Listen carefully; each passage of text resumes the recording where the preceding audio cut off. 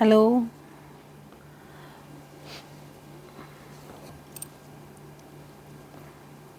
मैं लाइबा आप सबको बहुत बहुत माँ के नवरात्रों की बहुत बहुत शुभकामनाएं। सबको बधाई हो और आप सबको मेरी तरफ से जय माता की। हम आज नवरात्रि के 7वें नवरात्रि के बारे में बातें करेंगे कि 7वें नवरात्रि को हमें किस तरह पूजा करनी चाहिए और इस पूजा से क्या फल मिलता है। आप सब लोग जल्दी जल्दी ज्वाइन हो जाओ मेरे साथ और फिर जो भी कोई मेरे साथ जुड़ गया है तो कमेंट करके आप मुझे बता दीजिए। हम शुरू करते हैं, 2 मिनट में शुरू कर देंगे। जो लोग अब मेरे साथ सुनना चाहते हैं वो सुन सकते हैं और बाद में मेरी वीडियो देख के आप मेरे लाइव को सुन सकते हैं। तो आज हम 7वें नवरात्रे की बात करेंगे कि 7वें नवरात्रे को हमें कैसे पूजा करनी चाहिए, माँ का ध्यान करना चाहिए और इस नवरात्रि की पूजा करने से हमें क्या फल मिलता है। आज मैं आपको एक बात और क्लियर कर देती हूँ कि इस बार नवरात्रि एक नवरात्रि बढ़ गई है, इसलिए जो 7वां नवरात्रा है वो वीरवार को होगा, क्योंकि तीसरा जो नवरात्रि दो तृतीया हो गई। अब 2 तृतीया होने से एक नवरात्रि आगे बढ़ गई है, इसलिए 11 अक्टूबर को अष्टमी, और जो नौमी भी मना सकते हैं वो अष्टमी में नौमी भी मना सकते हैं, अष्टमी नौमी कर लें या नौमी दसवीं कर लें, तो इस तरह से हम कर सकते हैं। और कल का जो नवरात्रा है वो छठा माना जाएगा और उससे अगला 7वां, इसलिए हम 2 दिन पहले चल रहे हैं कि 7वें नवरात्रे की हम पूजा आराम से कर सकें। ये मैं आपको क्लियर करना चाहती थी। और आज हम अब 7वें नवरात्रे की बात करेंगे कि सातें कैसे मनाई जाती है।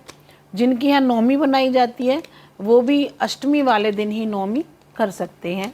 ये शास्त्रों में विधान है कि हम अगर विजयदशमी पड़ रही है अगले दिन और जो लोग नहीं कर सकते हैं वो अष्टमी वाले दिन कन्या पूजन कर सकते हैं तिथि बढ़ने के स्थिति में। तो आज हम 7वें नवरात्रे की बात करेंगे कि 7वां नवरात्रा माँ कालरात्रि को समर्पित होता है। कालरात्रि जो काल पर भी विजय प्राप्त कर ले, महाकाल से भी आगे शक्ति है उनमें।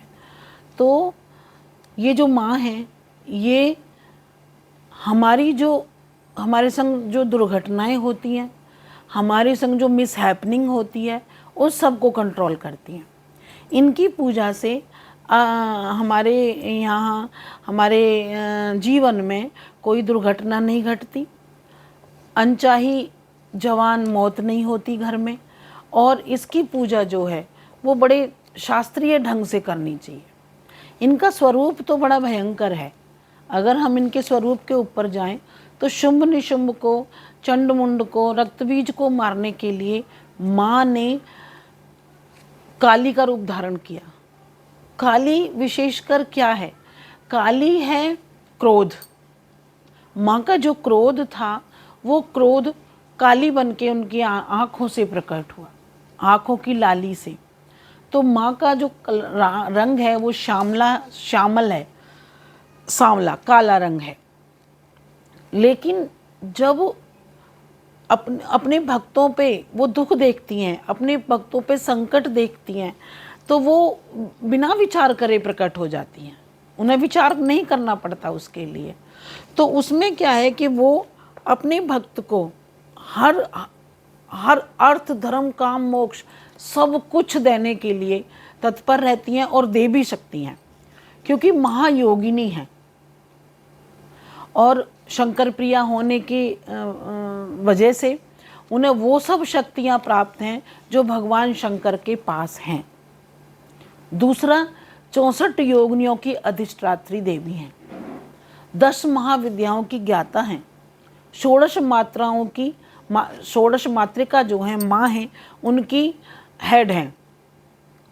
तो इनमें वो सब कुछ करने की शक्ति है कि जो किसी में नहीं है, पूरे ब्रह्मांड में नहीं है।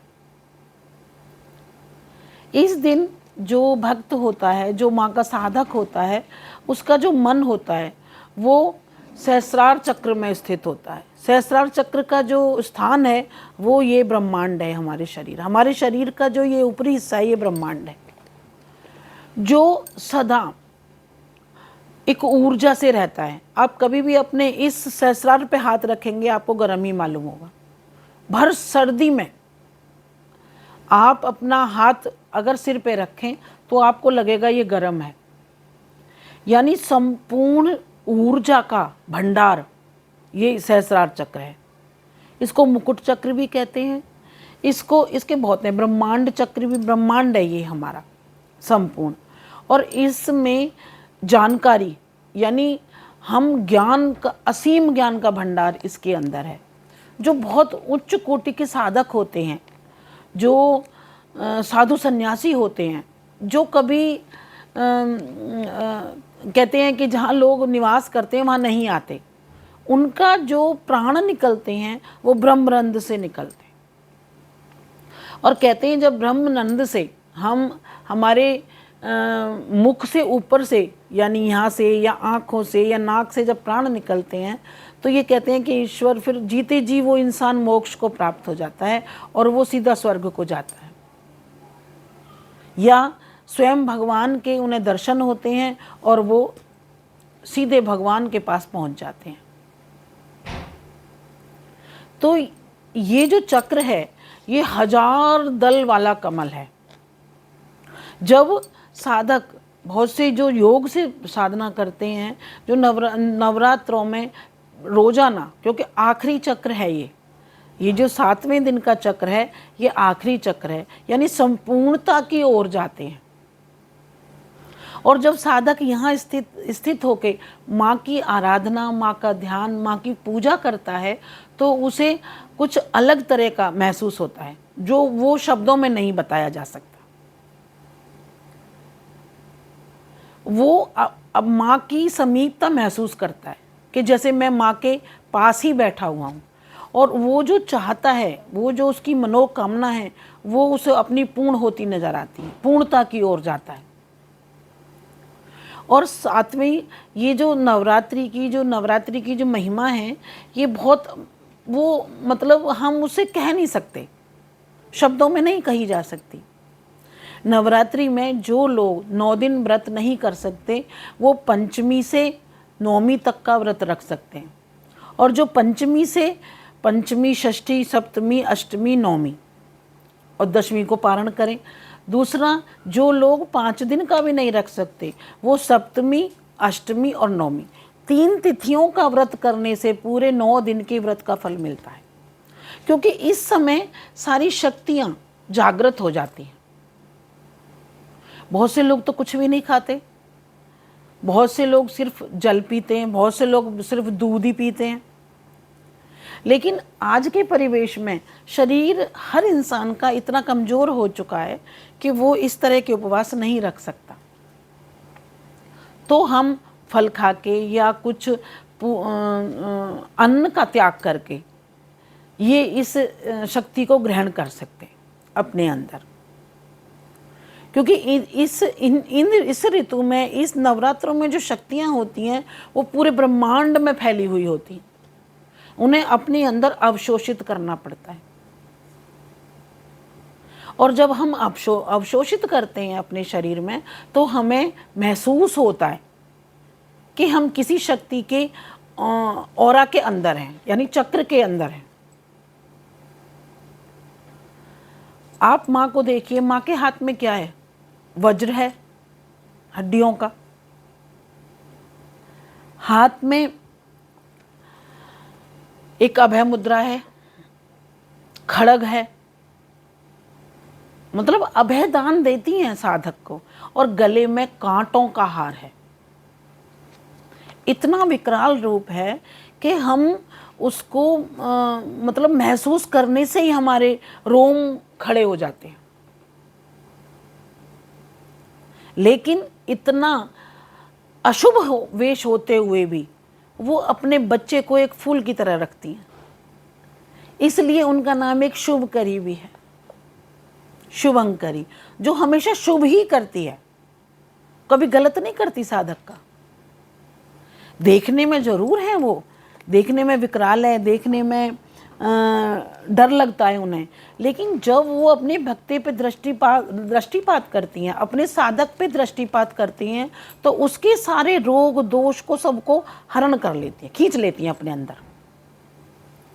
सभी साधकों का जो हमारी नेगेटिव ऊर्जा है वो उनका रूप है, वो हमारी नेगेटिव ऊर्जा को अपने ऊपर धारण कर लेती हैं और अपने अंदर की जो सही रास्ते पे चलने वाली ऊर्जा है वो हमें प्रदान कर देती हैं। बोले तेरे दोषों को, तेरे पापों को मैं ले लेती हूँ और मेरी ऊर्जा है वो तू ले, जिससे तू सुखी रहे। दूसरा, हमारे कर्मों को, हमारे बुरे पापों को नष्ट करने की क्षमता सिर्फ महाकाली में होती है, इसीलिए इसको कालरात्रि कहते हैं। दूसरा, ये एक सप्तमी का दिन एक ऐसा होता है जो पूरे दिन आप पूजा कर सकते हैं, पूरी रात पूजा कर सकते हैं। जिसको दिन में समय ना मिले वो रात को करो, जिसको रात को ना मिले वो दिन में करे। इनकी पूजा करने से हमारी जो अंदर के बुरे विचार हैं, क्योंकि हमें तो पता ही नहीं होता ना कि हमारे विचार कैसे हैं, हम तो अपने हिसाब से तो सही है, लेकिन जब दूसरा हमें देखता है, दूसरा जब हमारा परीक्षा लेता है या हमें दूसरे से जब रिजल्ट मिलता है, तो तब हमें पता चलती है कि हमारा रास्ता सही था या गलत था। जैसे कि पेपर देने तो सभी, एग्ज़ाम देने तो सभी बच्चे जाते हैं, क्यों एक बच्चे के 100 आउट ऑफ 100 आते हैं और क्यों एक बच्चे के 0 आता है या 30% आते हैं, 40% आते हैं? क्यों परसेंटेज के हिसाब से आते हैं? क्योंकि जितना जिसकी क्षमता है उतना उसको वो फल मिलता है। जब हम पूजा करें, हम सिर्फ अपने आप को उस धुले कपड़े की तरह हो जाए कि ना हम न्यूट्रल हैं, ना हम किसी के लिए बुरा सोच रहे हैं, ना हम किसी के लिए अच्छा सोच रहे हैं। हम सिर्फ माँ की पूजा कर रहे हैं, माँ हमारे सामने बैठी है और हम उसकी पूजा कर रहे हैं। और सबसे बड़ा जो एग्जाम्पल है, जो मैंने शुरू में करना सीखा, मैंने सोचा जिसने मुझे जन्म दिया है ना, वही माँ के रूप में मेरे सामने बैठी है और मैं उसकी पूजा कर रही हूँ। मुझे ऐसा महसूस हुआ कि जैसे सच में ही यही बात है। क्यों कि जितना हम बिल्कुल अबोध बच्चा होकर उसके सामने जाएंगे उतना फल हमें अच्छा मिलेगा, क्योंकि माँ भावना की भूखी होती है, माँ पहचान जाती है। एक और बात है कि हम अंदर कलुषता लेके हम नाटक करें, माँ पहचान जाती है। पिता एक बार को नहीं पहचानता, माँ नाटक को पहचान जाती है। क्यों कि उसके शरीर से ही हमारे शरीर का निर्माण हुआ है, उस जगत जननी को। क्योंकि कहते हैं ना, हर स्त्री में माँ की एक कला स्थित है, वो हमको हमसे भी ज़्यादा अच्छे से जानती है। इसलिए जब हम इनकी पूजा करें तो हम सारी कलुषता खत्म कर दें, सिर्फ मैं और आप, जो माँ मेरे लिए अच्छा हो वो देना। हो सकता है कि उस समय मैं मांग रही हूँ या मांग रहा हूँ वो मेरी ज़्यादा स्वार्थ के वशीभूत हो, वो मेरी मांग जायज़ ना हो। आज मैं मांग लूँ, कल मैं पछताऊँ। इसलिए जो आप देख रही हो मेरे फ्यूचर को, मेरे वर्तमान को, वो मैं नहीं देख पा रहा हूँ। इसलिए हमें बिना कुछ मांगे पूजा करनी चाहिए, क्योंकि मांगने में एक सीमा हो जाती है और जब हम मांगते नहीं हैं तो असीमित हो जाते हैं। पता नहीं वो क्या देने को बैठी हो और हम कुछ छोटा सा मांग लें तो वो तो ये कहेगी, अरे मैं आज तो तेरे को इतना सारा देने के लिए आई थी, तूने बस इतना सा ही मांगा बस। इसलिए इस दिन की पूजा में, क्योंकि 6 दिन पूजा करने के बाद 7वां दिन जो आता है वो 7वां दिन ऊपर हो जाती है, यानी हम उस पूजा की, उस ऑरा की स्थिति से बहुत दूर चले जाते हैं। और हमारे मन में सबने एक चीज़ तो ज़रूर महसूस की होगी, महसूस की है तो मुझे बताना ज़रूर, क्योंकि 6ठे या 7वें दिन हमारी भूख प्यास सब गायब हो जाती है और स्थिरता आ जाती है।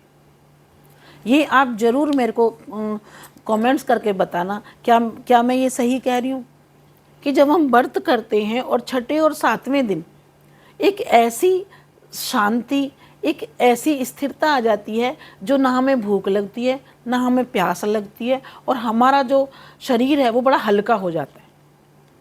ना ज़्यादा आलस आता है, ना ज़्यादा नींद आती है। इतनी आती है ज़रूर जितना हम सोएं, एक्स्ट्रा में कुछ नहीं होता। तो ये नहीं है कि हमारी बॉडी को आदत पड़ गई है, ये हमें वो ब्रह्मांड में जो शक्तियां हैं वो इफेक्ट कर रही हैं हमारी बॉडी को, और हमारे अंदर प्रवेश करने की कोशिश कर रही हैं, जिससे हमें उसकी समीपता का, उसके पास रहने का अनुभव हो कि हम उसके साथ हैं, उसके पास हैं, वो हमारे साथ है, वो हमारे शरीर में शक्ति बन के विराजमान है। दूसरा एक और चीज़ कि माँ की जो पूजा है, माँ कहती है कि यानी 6 दिन का व्रत करके वो मुझे पाता है, यानी 6 दिन की तपस्या आप लगाइए, 1 महीना गर्भ का, एक व्रत एक गर्भ के महीने में रहने के समान है। हम इतनी तपस्या करके तब उस कालरात्रि को प्राप्त करते हैं, ऐसे नहीं मिलती हमें माँ। उस 6 दिन की तपस्या है हमारी, जो हमें वो कालरात्रि माँ का सामीप्य मिला है, और हमने अपने शरीर को शुद्ध किया है, नीचे से ऊपर को लेके गए हम, यानी पृथ्वी से हम ऊपर उठते जा रहे हैं और ब्रह्मांड में पहुंच गए। जब ब्रह्मांड में हम पहुंच जाते हैं तो हम महाकाल से भी परे पहुंच जाते हैं, महाकाली के पास, उस महाशक्ति के पास जो हमारे शरीर के रोम रोम में विराजमान है। दूसरा, इनका जो सवारी है वो गदर्भ है, गधा है, जो पशुओं में सबसे ज़्यादा मजबूत माना जाता है। उसकी हड्डियां कटती नहीं है, जो गधे की हड्डियां होती हैं ट्रेन को भी पलटा देती हैं वो। आप बताइए कि ये कितना मजबूत होगा। इसका ये संदेश होता है कि हम जितनी मेहनत करेंगे, जितनी हम तपस्या करेंगे, जितनी हम साधना करेंगे, वो शक्ति हमारे शरीर में प्रवेश करेगी और हमारे अंदर विराजमान हो जाएगी। हर चीज माँ की एक हमें संदेश देती है, मैसेज देती है। जैसे भाई सहस्रार चक्र में हमारा मन को स्थित होना, साधक का ध्यान लगना, गदर्भ, माँ की गदर्भ सवारी है तो हम मेहनत करें, मेहनत का फल फिर वो देगी। जरूरी नहीं है कि एक ये जो सप्तमी तिथि है वो ऐसी है कि एक लोहे के संदूक में खजाना भरा हुआ, एक मेहनत के बाद एक चीज का खुलना, लेकिन इसके लिए हमें 6 स्टेप चलने पड़ेंगे, तब 7वें पैर है, 7वां चक्र है। और उसके बाद जब गौरी की पूजा होती है तो वो भंडारा भरा हुआ है वहां उसका। गति अब तुझे पीछे मुड़ के देखने की जरूरत नहीं है। 6 महीने तो मैं तेरी गारंटी लेती हूं तेरा कुछ नहीं होना, अकाल मृत्यु नहीं होती इसके पूजन से। दूसरा, अगर जो लोग अखंड ज्योति जलाते हैं वो तो बहुत अच्छी बात है, क्यों कि जो हम देसी घी की ज्योति जलाते हैं वो हमें सात्विकता प्रदान करती है। लेकिन कालरात्रि को हमें रात में तिल के तेल का दीपक जलाना चाहिए, जो रोगों को अवशोषित करता है, अपने में खींचता है और हमारे शरीर से रोगों को निकाल के बाहर करता है। दूसरा, अगर हम भोग की देखें तो आज के दिन भोग गुड़ का लगाना चाहिए, 7वें दिन को, 7वें कालरात्रि के दिन गुड़ का भोग लगाएं। गुड़ जो है वो माँ महाकाली को बहुत पसंद है। आप देखिए जो मैंने भोग बताए आपको, कोई ज़्यादा लफड़ा नहीं है किसी भी भोग में कि भाई आप खड़े होकर 2 घंटे बनाओगे, उसके बावजूद हम उसकी कृपा नहीं प्राप्त कर सकते। उसने क्या मांगा है भाई? गुड़ तो छोटा, गुड़ तो हर जगह हमारी पहुंच में, वो गरीब से गरीब और अमीर से अमीर भी भोग लगा सकता है। तो माँ के गुड़ का भोग लगाइए और गुड़ का भोग लगा के उस गुड़ को बड़े प्रेम से सब अपने अपने मुंह में डालें, जिससे माँ की कृपा प्राप्त हो। माँ इस जो कालरात्रि जो होती है उसमें 24 घंटे महाशक्ति वर्षा करती है शक्ति की, जो हमारा शरीर ना चाहते हुए। ऐसा नहीं है कि जो व्रत रखते हैं उन्हीं को मिलता है, जो व्रत नहीं रखते उनको भी मिलता है, बशर्ते कि हमारा खान पान शुद्ध हो। क्योंकि इन दौरान अगर शक्ति डोलती है तो नेगेटिव ऊर्जा भी घूमती है। उस नेगेटिव ऊर्जा को कंट्रोल करने के लिए वो शक्ति अमृत वर्षा करती है, जिससे हमारा शरीर रोगों से लड़ने के लिए चार्ज हो जाता है और रोगों को बाहर निकाल के फेंकने की कोशिश करता है, जिससे हमारे शरीर में एक तेज, चेहरे पे तेज मिलता है और तेज वो दिखाई देता है, हमें दिखाई देता है। ऐसी बात नहीं है नहीं दिखाई देता। बहुत से लोग कहते हैं कि भाई देखो, अगर हमने रामायण पढ़ी हो, रामायण में भरत जी जरूर कमज़ोर हो गए थे, लेकिन भरत जी का जो चेहरे का तेज था वो बहुत ज़्यादा तेज हो गया था उनके चेहरे। यानी कहते हैं, आनंद रामायण में मैंने पढ़ा कि भगवान राम और लक्ष्मण के तेज से भी ज़्यादा तेज भरत के चेहरे पे था।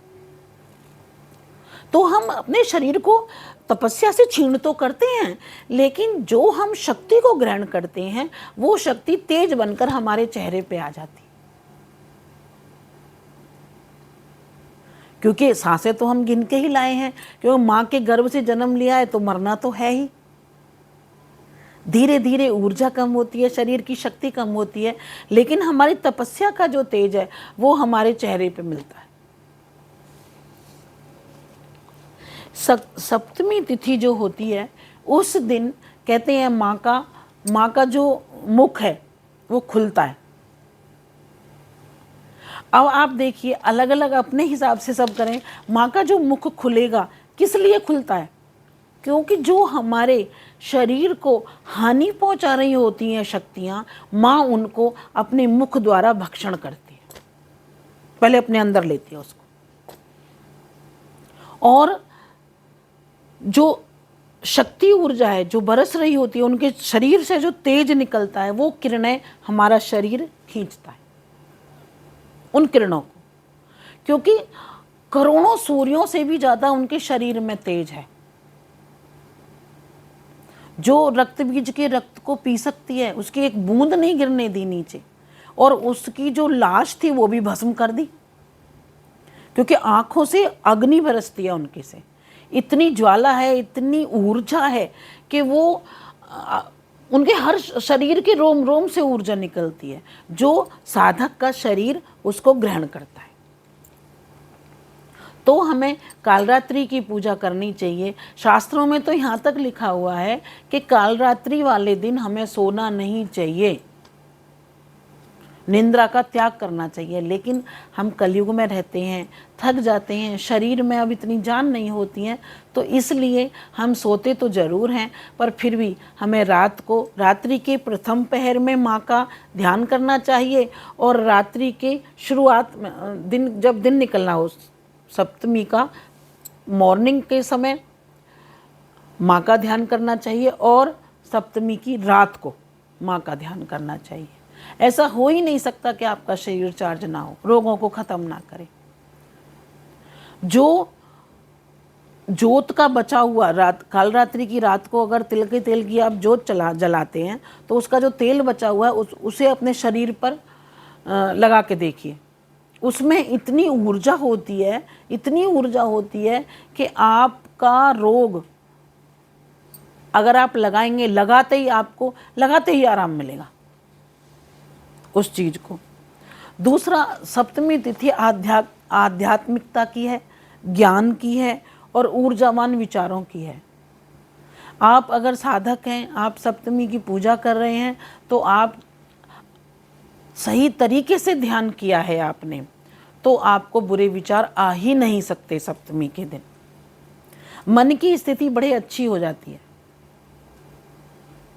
ये सारी चीज़ें हम सप्तमी को मिलती है। दूसरा, सप्तमी को आप अगर रुद्राक्ष की माला से जाप करें और आप गुड़हल का फूल चढ़ाएं। माँ काली को काल रात्रि को गुड़हल का फूल बहुत पसंद है, बहुत ज़्यादा। पूरी माला की जगह एक फूल ही बहुत है उनके लिए, उन्हें गुड़हल का लाल फूल बहुत पसंद है। दूसरा, अगर हम माँ का बीज मंत्र पढ़ें तो हम ओम काल रात्र्यै नमः रुद्राक्ष की माला से करें, क्योंकि माला का जो मेन मकसद होता है ना, वो 108 गिनती होती है। आप कर माला को भी कर सकते हैं। कर माला भी शास्त्रों में लिखी हुई है, आप नेट पे जाएंगे, मैं बताऊंगी, समय लगेगा। आप कर माला से भी जाप कर सकते हैं। 108 बार करें ओम काल रात्र्यै नमः, और कुछ ना करें। दूसरा, ओम क्लीम नमः भी कर सकते हैं, ये भी शक्ति का मंत्र है। तीसरा, एक जयंती मंगला काली भद्रकाली कपालिनी दुर्गा क्षमा शिवा धात्री स्वाहा स्वधा नमो अस्तुते, इस मंत्र का भी हम जाप करें 108 बार तो भी माँ की हमें कृपा प्राप्त हो सकती है। तीसरा, जो हम ध्यान में बैठते हैं और कभी आपने ध्यान लगाया हो तो काल रात्रि के समय बैंगनी रंग की किरणें निकलती हैं, और बैंगनी रंग की किरणें जब हम अपना यहाँ ध्यान लगाते हैं तो हमें साफ दिखाई देती हैं। अलग अलग कलर हैं, अलग अलग शक्तियाँ हैं, क्योंकि माँ का रंग ही काला है। हृदय से माँ बड़ी सात्विक है। जो उनकी पूजा कर ले और वो खुश हो जाए तो उस भक्त को वो हाथ पे रखती है, हाथ से नहीं जाने देती। सबको अपना अपना कार्य जो सौंपा हुआ है वो तो हमें फल मिलेगा ही मिलेगा, लेकिन वो हमारे अंदर इतनी ऊर्जा, इतनी शक्ति भर देती हैं कि जो सामने वाला रोग है, सामने वाली जो परेशानी है, कोई विपत्ति है, वो हमें बहुत छोटी लगने लगती है, तो हम उस विपत्ति को बड़े आराम से पार कर देते हैं। तो मैं आप लोगों से ये चाहूँगी कि आप तेल का दीपक जला करके माँ काल रात्रि की आराधना करें, माँ काल रात्रि का मनन करें, ध्यान करें, पाठ करें, दुर्गा सप्तशती का पाठ करें, दुर्गा स्तुति का पाठ करें, दुर्गा चालीसा का पाठ करें। और शाम को जब आप तेल का दीपक जलाएं तो सिद्ध कुंजिका स्तोत्र का पाठ आप जरूर करें। और उस स्तोत्र का, क्योंकि सप्तमी तिथि है, आप 7 बार कुंजिका स्तोत्र का ही पाठ करें शाम को, और फिर देखें अपने शरीर में, अपने घर में, अपने मन में, अपने बच्चों में, अपने परिवार में बदलाव देखें। क्योंकि हमें फिर मैं आपसे बार बार कह रही हूँ कि हमें अपने विचारों को, अपने हृदय को, शरीर के साथ साथ मन को भी शुद्ध रखना है। हमें किसी के प्रति ये नहीं लगनी वो मर जाए, उसके साथ ऐसा हो जाए, मैं उससे ये नहीं बोलूँ, मैं उससे ये नहीं कहूँ, नहीं, फिर हमें पूरा फल प्राप्त नहीं होगा।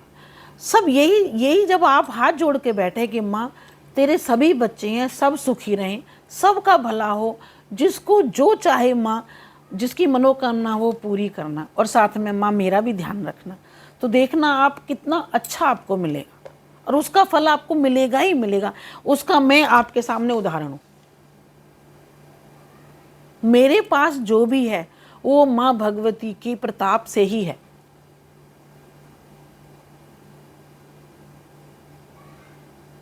इसलिए मैं आप सबसे अनुरोध करती हूँ कि सप्तमी तिथि के दिन आप माँ कालरात्रि की पूजा करें और अपने रोगों से मुक्ति पाने में, अपनी परेशानी से, अपनी विघ्न बाधाओं से पार जाएं और माँ भगवती की शरण ग्रहण करें, और माँ आपका साथ दे और आपकी पूजा को सफल बनाए। आपको मेरा लाइव कैसा लगता है आप मुझे ज़रूर कमेंट्स करके बताइए। मेरे लाइव को शेयर करिए। मैं सिर्फ आपसे शेयरिंग चाहती हूँ। मेरे पेज को आप उसको सब्सक्राइब करिए जो नए लोग हैं, और वो सब्सक्राइब करिए, बेल आइकॉन को दबाइए और मुझे फॉलो करिए। आपके जो भी कोई क्वेश्चन हो आप मुझसे पूछ सकते हैं। किसी बात पे अगर आपको चाहिए कि मैं आपसे डिस्कस करूं तो वो मुझे बताइए, मैं ज़रूर कोशिश करूंगी।